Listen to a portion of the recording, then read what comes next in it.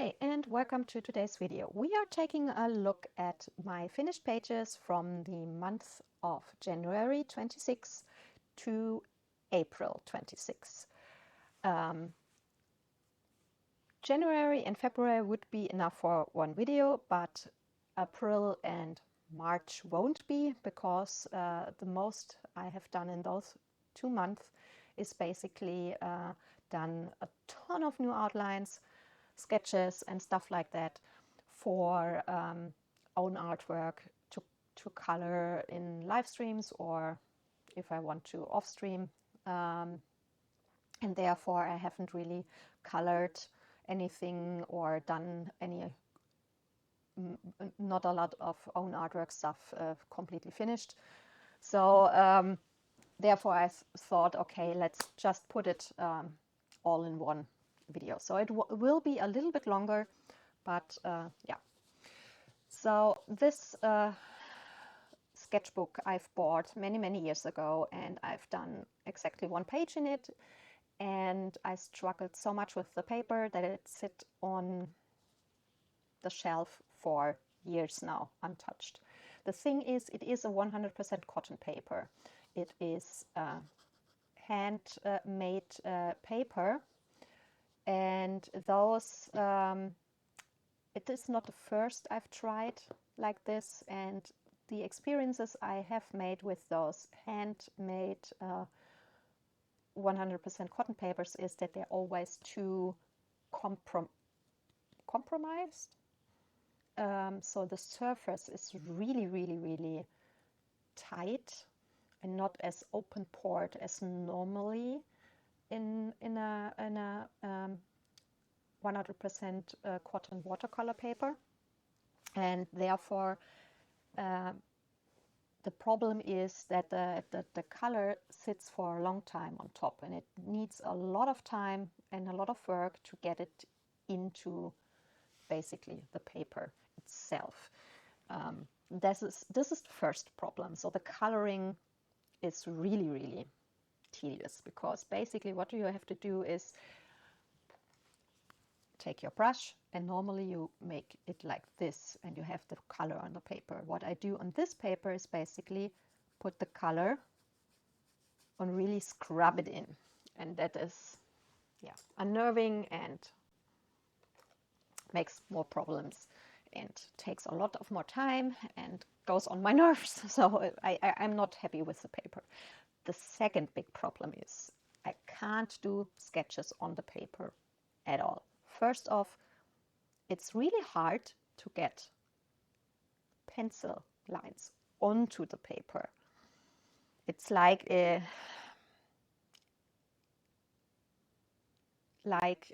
if you use a HB pencil, and it seems like from the how dark and strong the lines are, it rather seems like you have taken a 7 or 8 H pencil. So it's really hard to get the pencil on it. But what really is the biggest problem is to get the pencil lines off the paper. Normally with watercolor paper, they are always very sensitive to erasing. So I've gone for many years now from normal erasers to kneaded erasers, because kneaded erasers are a lot softer on the paper and does a lot less damage on it, even with super sensitive paper. Of course, normally the 100% cotton papers handle erasing a lot better than cellulose paper, because what I realized over years is that the 100% cotton paper, normally it is more like, all of the paper is more like one big mass, and the cellulose papers, they have like the main mass, and they have like an upper layer on it. And if you erase, the upper layer goes off too much, or use the wrong eraser, and then the main part sticks out, and then you will see it, because the main part, sorry, the camera is doing weird things with my hands. They're blowing too much. The main mass there is much more open port than this upper layer, and therefore will suck more of the color into it, and it will look a lot darker then. And if you have erased too much and have these holes basically in the surface, then in the end you you have the problem that these holes suck in more color and you have like dark splotches all over the place. So therefore, erasing with a kneaded eraser is a lot better because it is much kinder and softer to the paper itself. So, like I said, but even on this one, it is problematic to use a kneaded eraser because it basically destroys the paper. I tried it once, like I said, and then put it on the shelf, and there it was for years. So, as many people know who are watching my videos for a long time or follow me for a long time, they know I am absolutely not a fan of throwing things away. And things like that sit on the shelf for years until I have an idea how to use it instead of throwing it away. So I tried it again with a second sketch, had the same problems again. I mean, it worked, but I could do the sketch, but honestly I'm not sure because I see the peeling on the paper. So I won't know for sure how it works out in the end, but probably, sorry, we will see some stuff in the end, or I will have more problems with the paper when coloring on or something like that, because definitely the surface structure is damaged to some extent. And therefore I thought, okay, if I can't erase on it, then the best thing to do would be to do easy doodly stuff in there where I don't have to stress myself to be perfect, and basically where I can use my fine liners and just do something super easy where I don't have to draw on with pencils before. So I started to do easy line art. Stuff like this little pumpkin here, for example, where I just could use the fine liner and do the outlines, and yeah, to not have drawn on to before. Searching for another examples, a few leaves here, or some easy stuff like a easy little landscape. We have these mountains in the background, stuff like that. So just something where I can off screen doodle a little bit and do easy stuff, and therefore at least use the book and get it somewhere filled with stuff. So I really have, I think, around a few pages I have left for just an easy landscape art without lines, but it is like 90% filled now with line art. So what I've done was this one here, which was really one of the absolute most basic things to do.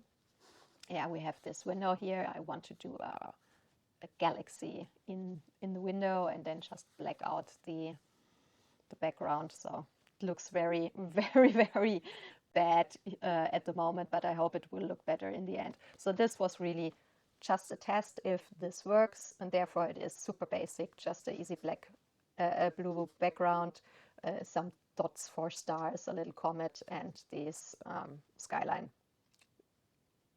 liney shapes, let's say like that, because it doesn't look very good. I absolutely know it's no special at all. I just have used the watercolors here like always, Daniel Smith in White Nights, because for those who are following me, know I have a super small set of Daniel Smith colors that I've bought as a test sets, basically over, and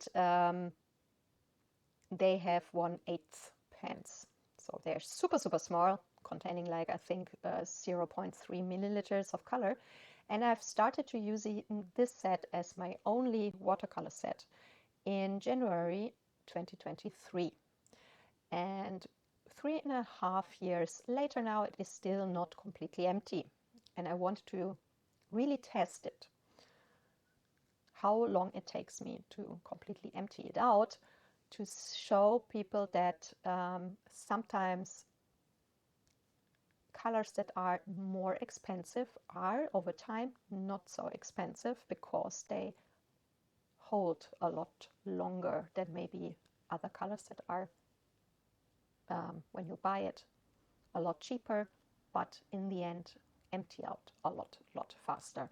And when a lot of the colors are emptied out, I had to do a second set. I have chosen to use a White Night set as a good comparison. And what I realized over time is that the White Night sets empties out so much faster. I mean, I have probably around 2 years to empty out 0.3 milliliters of ultramarine blue with the Daniel Smith set. Ultramarine blue is one of my most used colors, because it is my most favorite color of all time since my childhood. And the White Nights full pens have 2.5 milliliters. Normal full pens have 3, but those are only 2.5. So it is so much more color. And now, around 1.5 years later, the pen is nearly empty.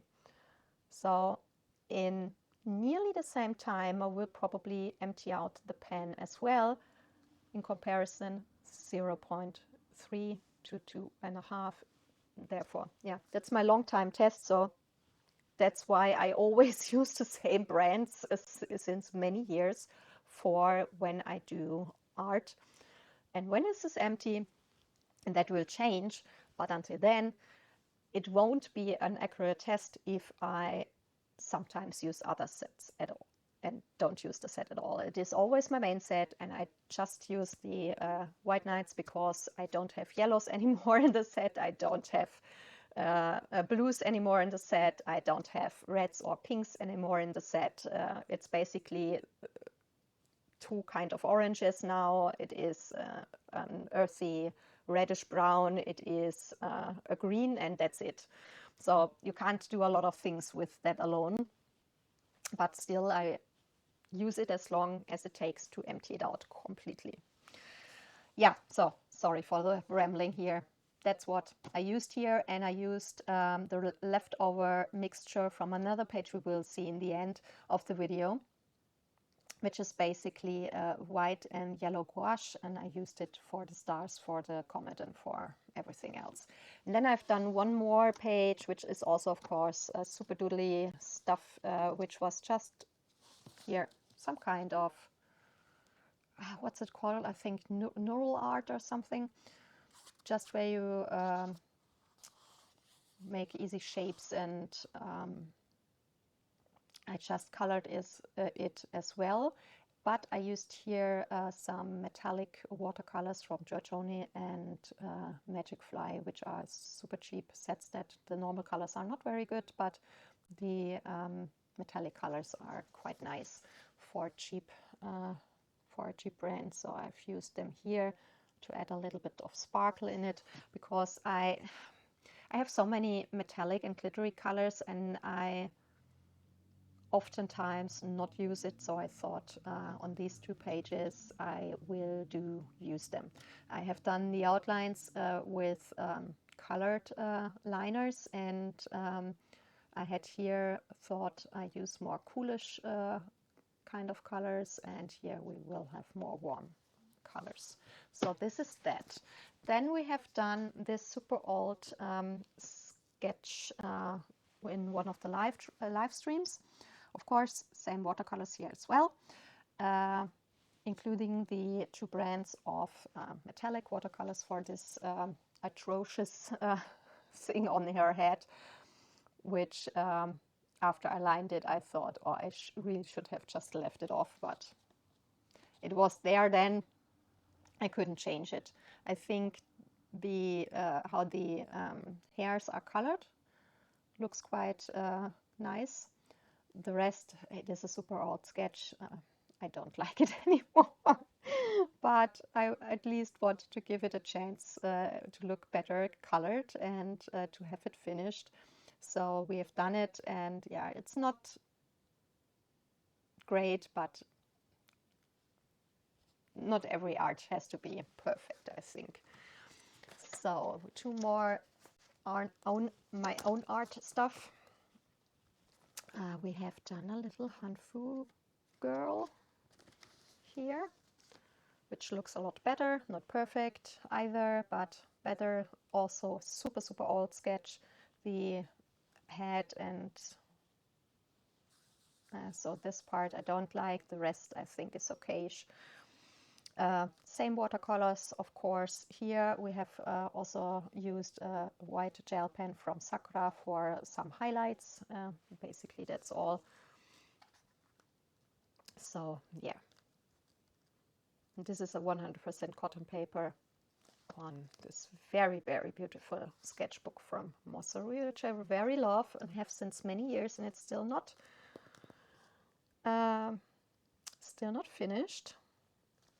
So this will be definitely one of my next projects to finally finish this one up. There, oh my gosh, I've started it in midst of 2022, so really, really long time. But yeah, when this one will be finished, I have a few more from the order I have done back then to Mosori, so I will be able to use one of the other beautiful covers, the other beautiful books. I mean, you can just normally put this one out. It's basically enough to order without the covers, but I never done that because in the end, putting them in the shelf doesn't just look as nice as putting those in the shelves. So I thought every of the sketchbooks deserves one of the nice covers they have. So, and then we have done one outlines from March and April, so a new one, and let's just say those look so much better. We have done this fan art from the Ghibli or Ghibli, however you want to spell it, movie Ponyo. And I say however you want to spell it. I know that Miyazaki himself says Ghibli or Ghiburu because that's basically the Japanized version of the name Ghibli, because he named the company after Italian brand airplane, which is called Ghibli, which is named after a Libyan Arabic word named Ghibli, which describes a desert wind that carries sand with it. And I have read, because I think this Arabic word also exists in other Arabic countries, but it's spelled a little bit different there. And I found people that are from Libya that told that in Libyan Arabic it's spelled Ghibli. So I hope that information is correct. If any of you are Libyan Arabic people who are watching, then please correct me if I'm wrong. But I found multiple Libyans saying that it is spelled more like Ghibli. So I hope this is the correct version of spelling it. So yeah, that's why however you want to spell it. If you spell it after the origin of the word, it's basically more that. And if you want to Japanize it, then it's more the other. Because GH, for example, or BL doesn't work in a language like Japanese, because they don't have this combination, because they have bi, ba, bo, bu. but they don't have bl, so stuff like that don't work in the language. Okay, so sorry for rambling again. We have done this in the live stream again with the Daniel Smith and White Nights watercolors, and I also have used some old watercolor tubes that I have cut open to empty them out. And when they are open and you take out the amount that is in the end part,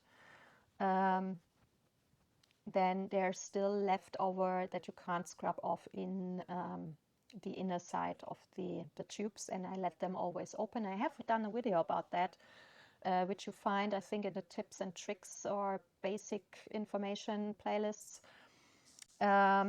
because there's still so much left in those tubes, even if you empty them and scrub them out. And I leave them open to dry, and then I use them basically like you would use a pen. And I use them now for those that I have cut open, which are basically from my very first order of watercolor tubes so many years ago. But still I haven't emptied them out completely. I think I have the main parts, basically the main body of the tube that is cut open like that. I have probably emptied out the half, and the lower part where the opening, the cap is that you pull open, this part I have emptied out one so far. So there's still so much color left, so don't throw empty tubes away. You will get so many artworks out of it still. So I used colors that I couldn't mix with the others, like for example transparent yellows like nickel azo yellow, quinacridone gold, or green gold, because the only yellow I have in those two sets is a cadmium yellow, which is very opaque, and therefore I can't get this glowing yellow from these colors, so I had to substitute it. And therefore have used these cut open tubes. Yeah, basically I think everything else is done with the other colors. Maybe there's one more I have used, but I'm not quite sure, but I think that was the only one. So yeah, there's that. Oh, maybe the cerulean blue I have used here as the base layer. Maybe I have also used a cut open tube there, because the cerulean blue is empty for years now in oh no, I have not used the cut open tube because the cerulean blue is in the White Night set. So sorry, forget that. Okay, so yeah, overall I have done here softer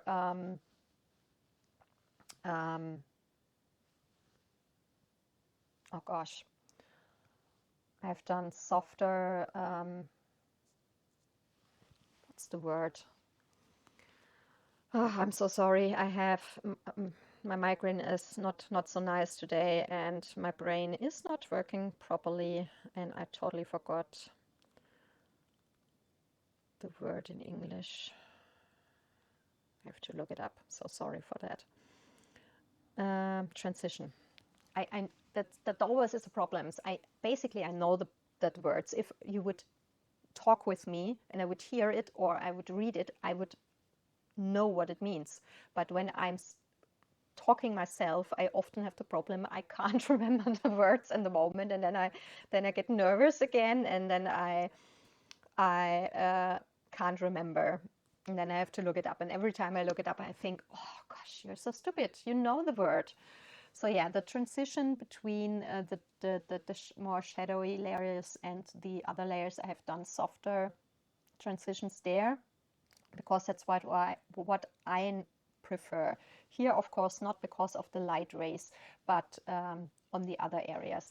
It is, of course, not how things look in an anime, because we have normally basically the shadow layer with a very harsh line, but as this one here is a 100% cotton paper that can handle me working with more water to get it to soften. I prefer, like I said, this look, so I done it there. We have done now in May some smaller artworks, also fan arts from an anime series, and there I used the harsh lines more because this is cellulose paper, and it is basically a postcard sized block meant to use as postcards. And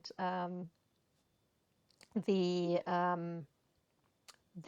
paper I also have, it's from Hahnemühle. I have a A5 sized block of the same paper line, and I've had a lot of problems with that in the past, that it really doesn't take blending at all, and layering also super problematic there, and therefore I've done the harsh lines there because I know it won't really work with the blending and the soft transitions there.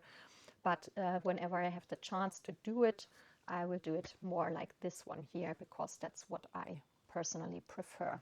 So yeah, this is the last artwork, and I really love how it turned out. So let's switch to the actual coloring pages. First is an Escape to Wonderland by Good Wives and Warriors. And I have done this page here, which is not really a super big coloring page. It basically was only those little fishies and part of the lines of the book. So I have done the whole page, except of course this frame. I've done a washi tape around it, and then I've based it with the satin glazing liquid because it works so well with watercolors. Can absolutely recommend using it as a base. Just one super thin layer, not too much, because basically it's a plastic. I never thought that it would work with watercolors, but Maya showed that it works super well with watercolors, and since then I'm using it and I'm absolutely loving it. The big plus is, first off, that especially granulating watercolors work so well with it. You can really see the granulation a lot better. You can see the color separation effect better. And also you don't have bleed throughs, which is another big plus, even if you put a lot of water and color on it. So it handles a lot more color and water, even if it is already a nice and thick paper. And the problem here was I have used too small brushes again, because we have a super dry humidity in our house. I have a historic house, a very old house. It's a few hundred centuries old, and basically we have a half-timbered house, which consists of clay walls and wooden frames, and therefore the air is super dry. And I have the big problem that the colors on paper always dry so much faster, and oftentimes it dries before I finished it, so it dries faster than I can work. And yeah, the problem here was that I have two harsh lines, and then I put on more color and more water, and it was getting darker and darker and darker, and it just I didn't get the effect I originally wanted. I wanted to have a very light inner layer so that you can read the poem better, and then get darker to the edges. Didn't work out how I wanted it, and therefore yeah, I had basically to switch a little bit of my plans as it got darker. Then I thought, okay, the lines looked so harsh. Then I thought I have to overpower it a little bit, that it doesn't look so nasty. And I used the Holbein acrylics, I think High Chroma Blue Pearl, the basically iridescent glitter colors. And that's the sparkle on the page, basically. And this is the light blue that you see here on the dark. It is not so visible here, But here, as it is a very dark background, iridescent colors always look very translucent, or basically you often, when you put it on a white, you can't see it at all, except if you moving the paper, then you can see the shimmer. But on dark surface, it doesn't have to be black, it can be a dark green, dark blue, dark purple, what else. You see the color it has as well. So yeah, now we have a lot of sparkle on it, and the page is done, even if it doesn't look very great. But it was a page that in the beginning, I mean, there were only a few fishes to color. So that's why I chose it as a test page for working with watercolors and the setting glazing liquid, and therefore it is not so terrible that it was not handled well. I mean, I have done another page in here a few months ago, and that looks really good. The background here looks really good. Also with the setting glazing liquid, and here you can see how gorgeous it can look with the granulation and the color separation. So yeah, very good, but not all pages can be perfect. So also used the Sakura white gel pen, and that's it for this. Then I have done 2 pages in here, which is the Secret Garden, just in a German version. And this basically has the same paper as the English books, or nearly the same paper, because it's the 10th year anniversary. So this is the only exception. But all the other books, I always can just repeat myself, buy the German copies. The paper is so much better in the English versions. I do have 2 of her books in the English version, so I do have the comparison between the English and the German versions. The German versions have the much better paper, except this 10 years anniversary. That's basically nearly the same. So last year in spring, I did a lot of pages, backgrounds with oil pastels, because I've mentioned that as well multiple times. My very first set of oil pastels, because I didn't realize there's a difference between oil pastels and soft oil pastels. I bought the Mungyo oil pastels because I saw other people's like Maya using them. And I've just searched, found one and bought it. And then in the end, I was super disappointed, because they're basically not like soft oil pastels. They're more like kids' wax crayons. So they're super hard. You can't blend them at all. You have to do on every kind of coloring book a base layer. It doesn't matter how toothy it is, of a gesso or a setting glazing liquid, to have some rougher surface where enough of the color will stick. Because if you don't do a base layer, the oil pastels won't stick at all at the paper. Then one layer at these oil pastels won't work. You have to do at least 2 to 3 layers, and of course you have to do every time a layer of gesso or setting glazing liquid in between, because otherwise you will scrub off the layer you've done before. You also can't blend them into colored pencils. Won't work. You will scrub off the oil pastels with colored pencils, and the oil pastels won't work over the colored pencils. It's a very big problem, but like I said, I'm not a fan of throwing stuff away. So I searched various of my coloring books for pages that I normally wouldn't like to do, where I could use, where we have big spaces that are basically empty, where I could use the oil pastels. And I like, for example, using stuff like that in sometimes when you have impressum pages, where you have a motif and the impressum, and then I can block off the impressums with it and make it look like a normal coloring page. Or for example, pages like these 2, where you have a motif that you should finish the pattern. I absolutely hate those, because if I want to draw something, I will draw something like this, where I have fun doing it. I have not fun drawing stuff like that.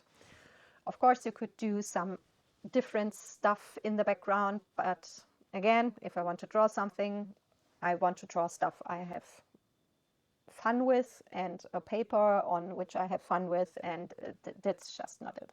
So I thought then, with the oil pastels, because I was thinking, what should I do with them? They don't blend well. It just doesn't look so nice. I thought then that would be a good way to use the oil pastels and still do the pages, and then I will do something easy with the pattern so that it doesn't make too much work but still looks okay or nice in the end. And I've done the oil pastels here. I've done base layers with the Jaxel pastel chalks, and I've used the Languro glitter gel pens for the flowers. Just basically 2 different colors for the leaves and the flowers, and that's it. The problem was I was a little bit lazy spraying it with the fixative, and I basically had it for weeks open, and like always you put some stuff on top, forgetting that the oil pastels basically are not good with scratches, and therefore I got sadly a big scratch on the oil pastel here. I probably will cover it up when in the future, but for it to cover up I have to do gesso again, do the oil pastels on top, and then put the gloss glazing liquid, which I use basically as a fixative that it doesn't smudge anymore, on top of it again. So I just was not in the mood so far. I will do it somewhere in the future. But yeah, I mean, I've done already 2 of those pages that were basically round, but basically the same. Not the same flowery pattern, but nearly the same. So I've done these 2, and I've done these 2, and therefore I finally have 4 finished pages in this book, because this book has a lot of pages like that. It's basically my least favorite, to be honest, from her books. So we have that. Then another Joanna Basford book, also in the German version, Lost Ocean. This is basically my very, very first coloring book ever. I bought it 2016. So there are a lot of very old pages in here. And because it was my very first, it definitely has a special place in my heart. But also we have so many pages in here that have so many tiny details. It's basically so hard to do this, like this one here. But we also have some pages that have a very big empty space in here, and this was where I thought using oil pastels could be very, very helpful. I really should have marked the pages where it is. Here. Basically was just the strip here. And I have pages like that done in the past, where I have done a strip in the background, for example with watercolors, often just one color, like that, or you could also do it diagonal. I always think if you want to have not a complete empty space in the background, but not want to draw a lot of stuff, strips like that with either multiple colors or just one color really, really help. Because if you would do the whole background with a color, then you always have the problem that it looks empty again, just with color. And therefore I think that, for example, strips like that breaks this emptiness a bit, because it basically parts the pages in various parts, and therefore you have something, but you don't have a lot of work to do with those kind of things. So that's really, really helpful in my personal opinion and experience. Because of the blending problem here, I've done these harsh lines with the washi tape. I really should have done it a little bit closer, because we could have done it basically more like that. But yeah, now it's done like that, and it's okay. I really think this page, in comparison to the others, turned out really well. I like it a lot more. I've also used the glitter gel pens from Lango, the Jaxels oil pastel chalk, and the Mungyo oil pastels. So this is basically the same stuff. And yeah, I think it looks so much better now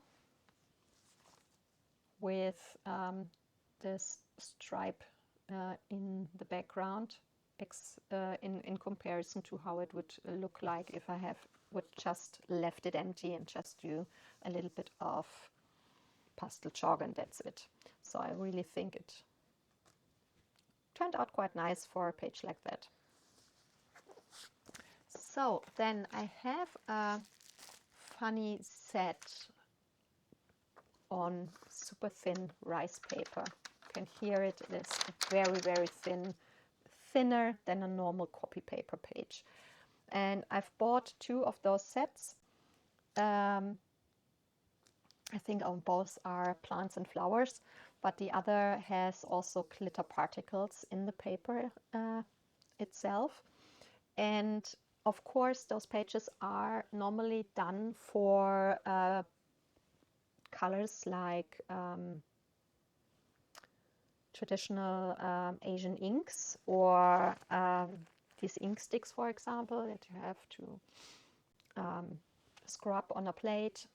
There are also colored versions, not only the black one, or traditional Asian watercolors like Gukai from China or Gansai Tambi from Japan, because all of them are a lot thicker and creamier, and therefore, of course, it will be very different on paper in comparison to more Western-styled watercolors that are more watery and runny.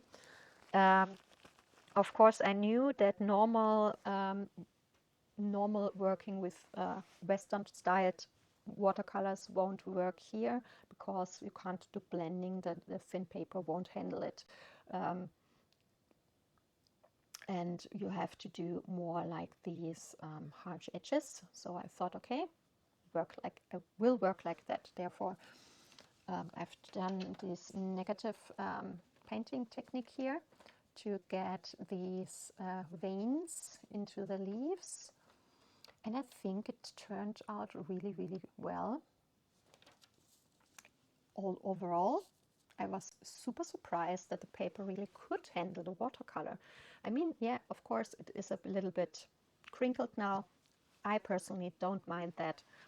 And therefore, I have this nice page here with these flowers. I mean, it was a lot of green on this page. It was a test page. Sadly, some of the others, the prints of the motifs are not perfect. Like here, the leaf is not completed, and here, these tiny, tiny details. It's sometimes a little bit hard to decipher, but I hope that in the end, all of that will look nice. And honestly, it was super fun to work on it. I never would have thought it would be, but it was. So I was very positively surprised. So yeah, you can get those sets also for a very cheap price, and therefore it is something I thought is quite interesting. Something completely different, and it was fun to do. Definitely will do more pages of those. So then I have this set here, which is basically a set from the Superior watercolors. This set came with the Taichi colored watercolor set. They are very cheap sets I've bought so many years ago, was small sets, and they all have had these envelopes with 4 motifs on watercolor paper.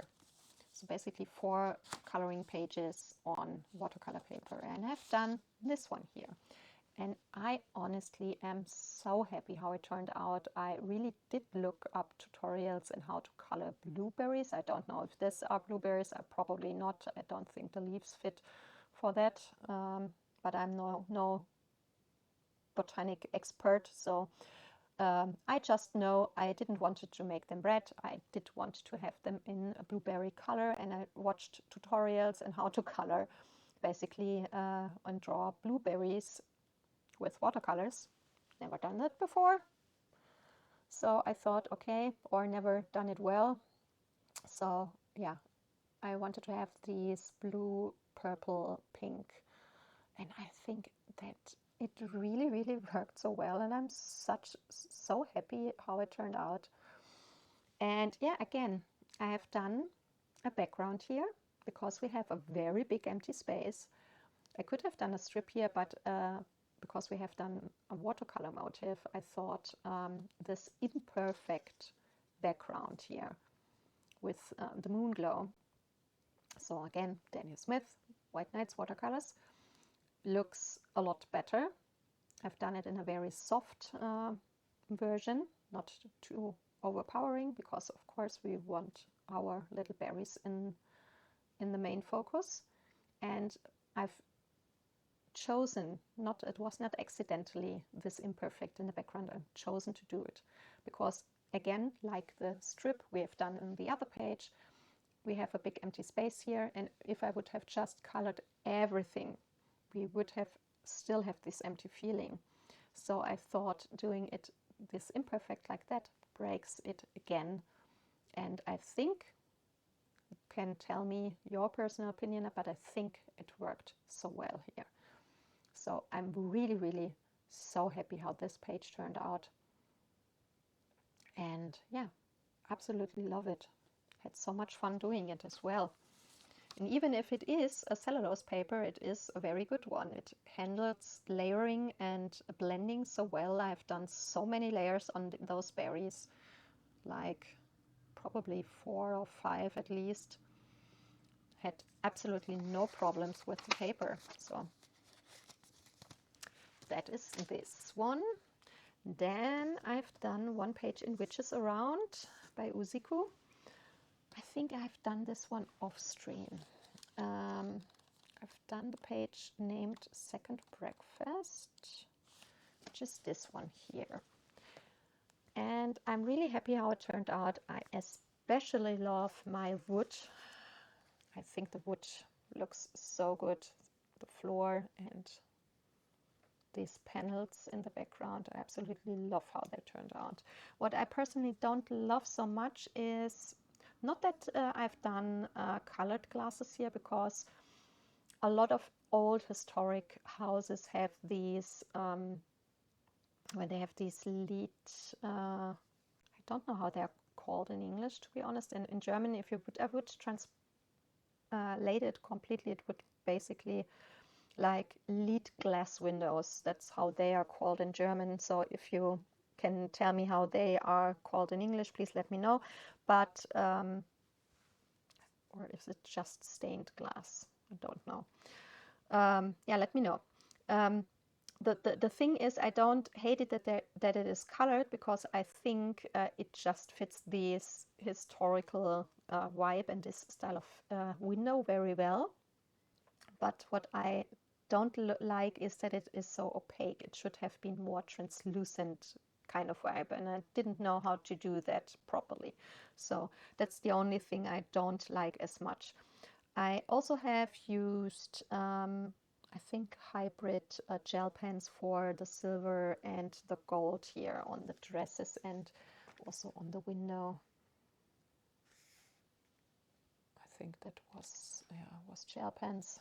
And for the colors, I have used Prismacolors. Yeah, I really like how these two turned out. The pages always in her books are so cute. I absolutely love her witches books. So then to this page is we have one more after that, so we are nearly at the end. Victorian Fantasy Collection, Kuromori coloring book. I have this for so many years and it was untouched because the pages in there are so utterly beautiful, and I was a bit intimidated to ruin them. and always said, I have to get better, I have to get better. And now I'm at the point where I just said, I finally wanted to do something in here. And I've done, as always, in the Discord, put in 4 pages to decide which of them you like to color. And basically all of the pages got voted for, because probably all of you guys have also thought that the pages are just so beautiful. So we chosen one of them together. And yeah, we decided to use the witchy page, the steampunk witch ride. And yeah, I think it really turned out very well. I'm happy. Also, if it is not perfect, there are some things I don't like so much. For example, the thighs, they look like I've just used one color and colored it like that. I have used multiple again, but probably the color shades were too close, so you can't see any shadow light ombre going on. Same here with the wheels, for example. But aside from those mistakes, I really like how it turned out.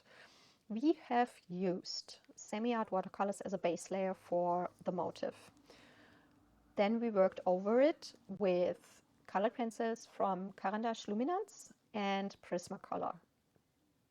I have also used again the Magic Fly and Giorgione metallic watercolors for her corset and the frame. Show you the close-up in a second. Then we've done a base layering of, again, on all these parts, with the satin glazing liquid, and then we've worked with the granulating watercolors from Holbein on top of it.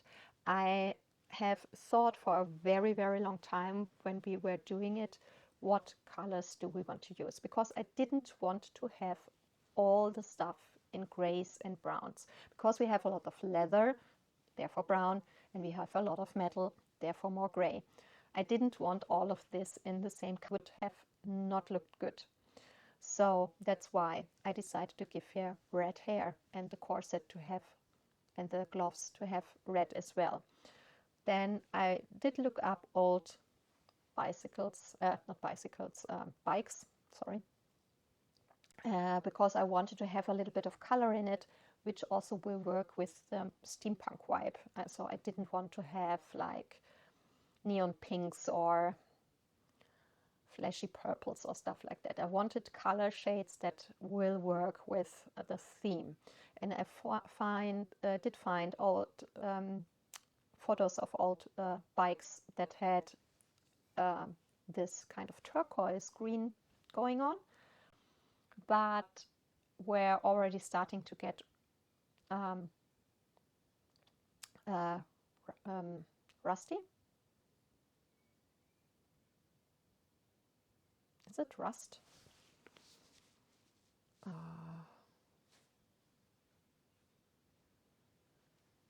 Yeah, rust. And we had this line for the rust here as well. So I thought, oh, that's perfect. And it works well with the cool reddish hair as well. When we had that, I really was thinking about, what color should we choose for the background? Because I wanted a nice color that works well with all the colors we have here. So I didn't want, again, gray or brown, but I didn't also want a color that overpowers completely the motif. If we have used, again, like a pink or so, it probably would be too much, and it would push more to the foreground and put the motif more in the background. I didn't want that. So thought about it, we tried multiple colors, and we decided that the yellow probably is the best color to use here, and I think it really worked well. We have a bright, glowing color that doesn't overpower the motif, because, and that's again the thing, to not color everything, I could have done a very dark brown or a very or black, for example, to done here, because people ask me why you don't color the gear. I didn't color the gear because if I colored the gear, I also would have to color this. And also, I think if I have colored it, for example, in a black, of course it would pop up the yellow a lot more, but it also would pop up the yellow parts so much probably that it push more to the foreground.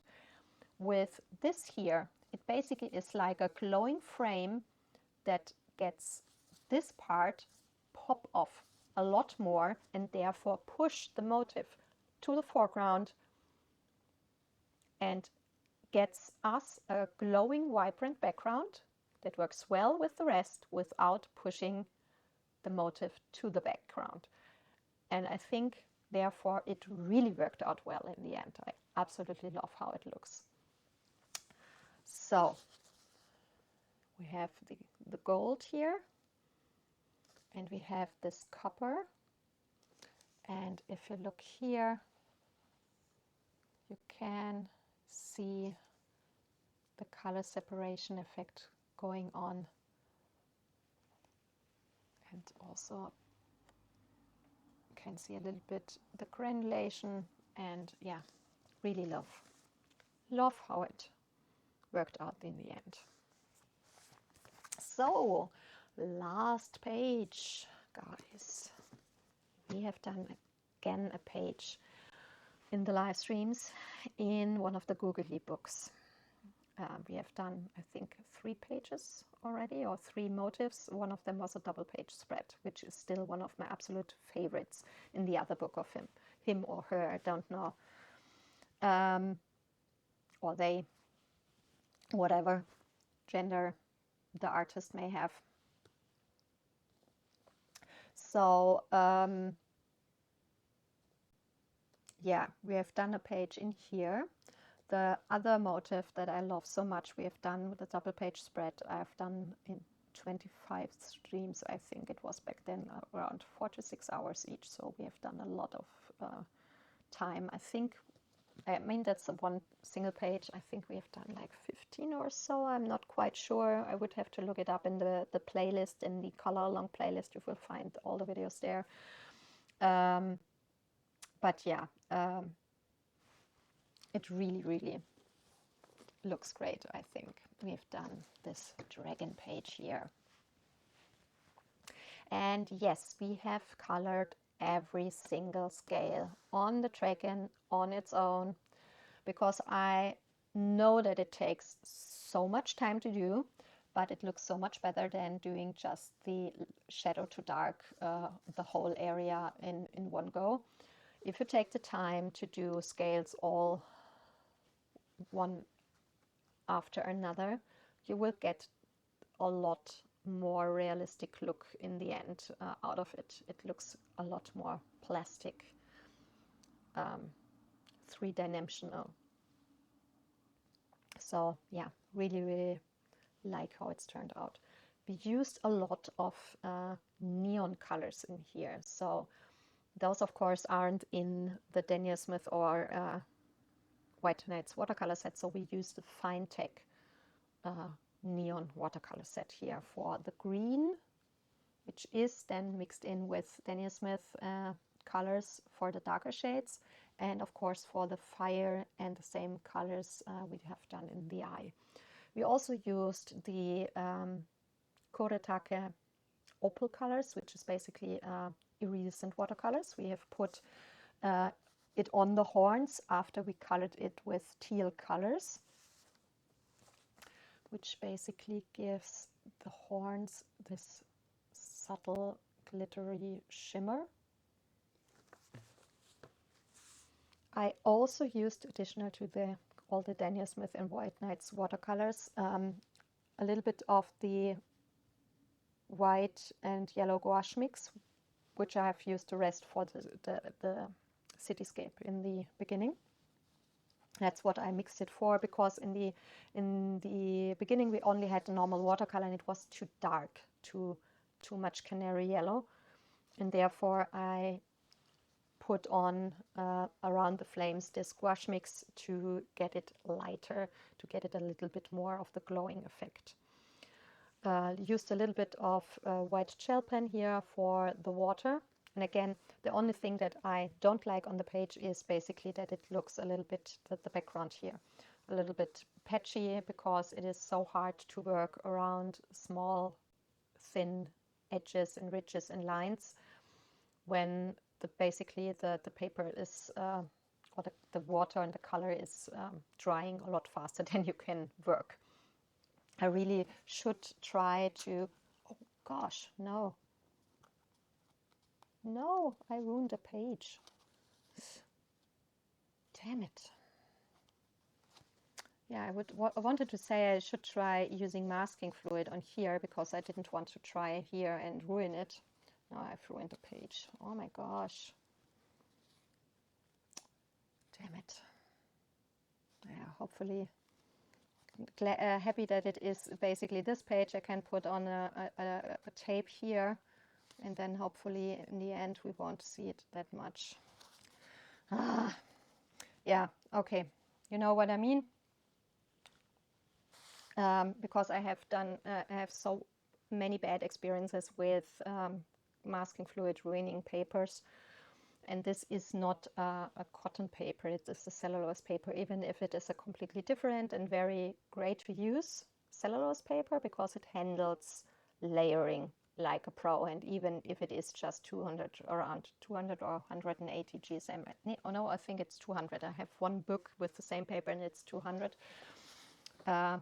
You normally don't have a lot of bleed throughs, except if you put on really, really a lot, then you have a little bit of bleed through like here, but that is easily covered, so don't mind that too much.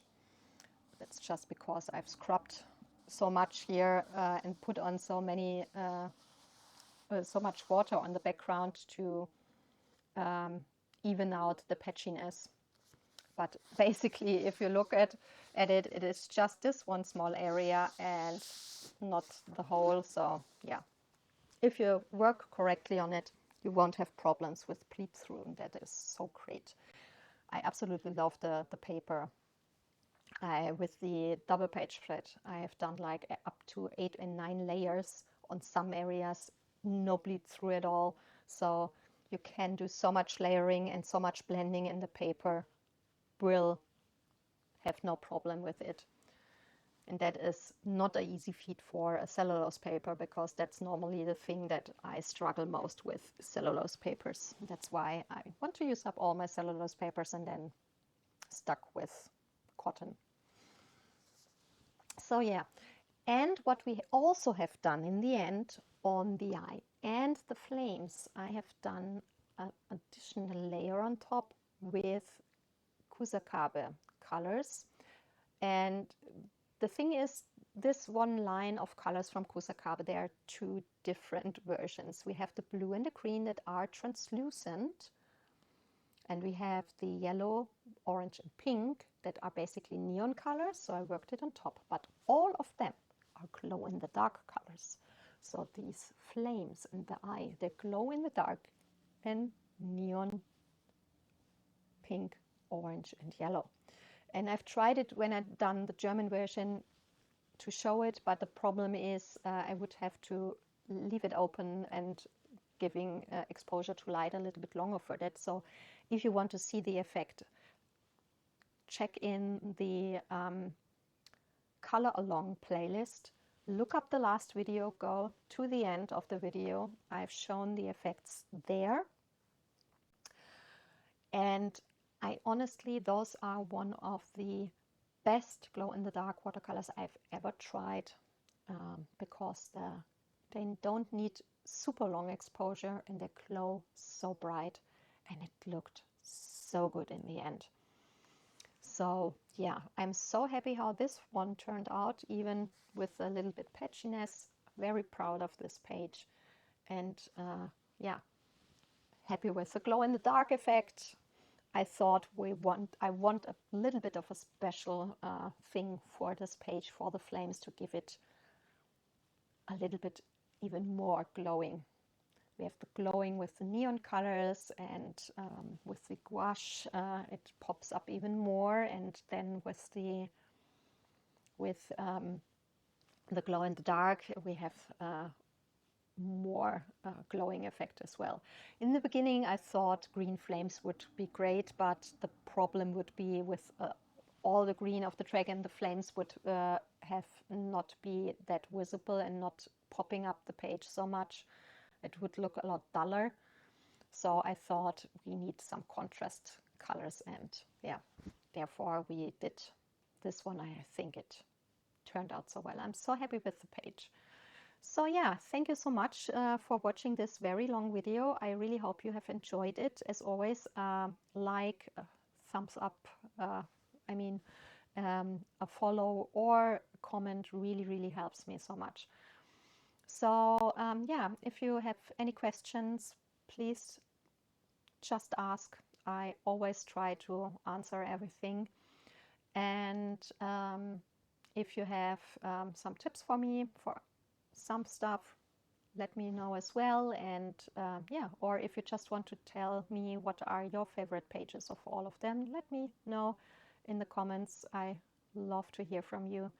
And yeah, hope you have a great day. Thank you so much for watching, and hope to see you soon in one of my other videos. Take care. Bye bye.